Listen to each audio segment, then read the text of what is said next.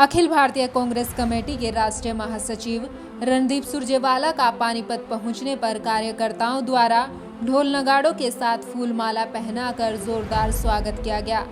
इस दौरान उन्होंने बीजेपी सरकार पर हमला बोलते हुए 3 अध्यादेशों के खिलाफ किसानों का समर्थन करते हुए कहा कि बीजेपी सरकार किसानों की रोजी रोटी छीन रही है। किसानों पर हुए हमले के बाद कांग्रेस अब चुप नहीं बैठेगी। वह खुलकर किसानों के समर्थन में कंधे से कंधा मिलाकर 3 अध्यादेशों का विरोध करेगी। कांग्रेस पार्टी ने कांग्रेस के कार्यकर्ता को सम्मान दिया है। रणदीप सिंह सुरजेवाला आपके बगैर कुछ नहीं, आपकी तरह का एक कांग्रेस का कार्यकर्ता है। ये कांग्रेस के कार्यकर्ताओं का सम्मान है। और एक बात समझ लीजिए, कांग्रेस पार्टी को एक बड़ी लड़ाई लड़नी। आपकी जमीन पर मोदी ने हमला बोला, आपकी रोजी और रोटी के ऊपर, आपकी जीरी और कणक के ऊपर, किसान की कपास और सरसों के ऊपर दुष्यंत चौटाला और मनोहर लाल खट्टर जी ने हमला बोला है। इस हमले का मुकाबला छाती अड़ाकर करना पड़ेगा, नहीं तो पीढ़ियां हम सबको सजा देंगी समेत। रणदीप सुरजेवाला!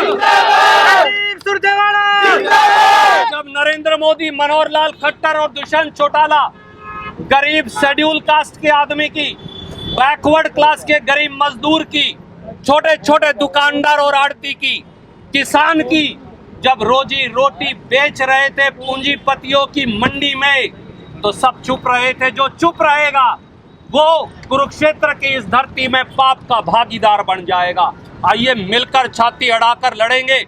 दिल्ली के सचिवालय से लेकर और हरियाणा के सचिवालय तक, जब तक किसान, आड़ती, दुकानदार, गरीब एससी बीसी का परचम नहीं फहरा देंगे, तब तक ये लड़ाई जारी रहेगी।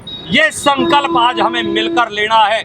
इसी के साथ मैं आप सबका बहुत वहीं इस दौरान कांग्रेस के वरिष्ठ नेता बुल्ले शाह ने हरियाणा में हुए किसानों पर लाठीचार्ज को लेकर कहा कि सरकार के इस रवैये से सभी में भारी रोष है। वहीं गृह मंत्री अनिल विज को आड़े हाथों लेते हुए उन्होंने कहा कि किसानों पर जो लाठीचार्ज हुआ है वह गृह मंत्री अनिल विज को दिखाई नहीं देता।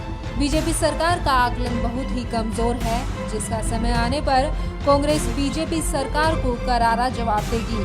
हरियाणा में जो लाठीचार्ज हुआ है, सारे चैनलों ने लाइव चलाया, जीटी रोड बंद रही और होम मिनिस्टर कहता है कि लाठीचार्ज हुआ ही नहीं। जो चीफ मिनिस्टर के बाद सेकंड फेज गवर्नमेंट का होम मिनिस्टर होता है, क्या है? मजाक नहीं है। क्या कर रहे हैं, क्या आकलन करते हैं हम लोग? लोगों में बड़ा भारी रोष है। आप देखोगे इसका नतीजा दिनों में। अब कमेटियां बनाते फिरते हैं। अगर उनको मारा है तो क्यों मारा है? तो फिर तुम कहते हो हमने मारा नहीं, फिर अपने स्टैंड पर खड़े रहो ना। कांग्रेस को तो हमेशा एक्सेप्ट किया लोगों ने। लोग तो अपनी भूल को रो रहे हैं, कमल के फूल को। कभी कोई कसर है अनएम्प्लॉयमेंट की, व्यापार की, जो बात कह देते हैं शाम को कह देते हैं जुमला था। अब ये 6 महीने के लिए जो करा था इन्होंने डिमोक्रेसी, कभी 6 महीने व्यापारी किस्त ना दे, बैंकों ने सारी काट ली, ब्याज के ऊपर ब्याज लगा दिया। तो प्रधानमंत्री के कहने का मीनिंग क्या है? प्रधानमंत्री की बात कही तो कानून है। क्या हो रहा है? लोग अब चुप करके बैठे, कर कुछ नहीं सकते। समय आएगा पता लग जाएगा।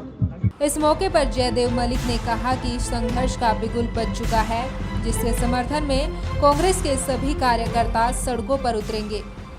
व्यापारी, किसान, मजदूर, छोटा दुकानदार सब परेशान। और जो मोदी बात करता था, आज मोदी इस देश को, इसका बेड़ा गर्क कर दिया। मोदी इतना कर्जा इसके ऊपर होगा। जब से ये कोरोना आया, कोरोना की आड़ में किसी के पास इन्होंने पैसा नहीं छोड़ा। सिर्फ 2 आदमियों का ठेका दे दिया, अदानी का और अंबानी का।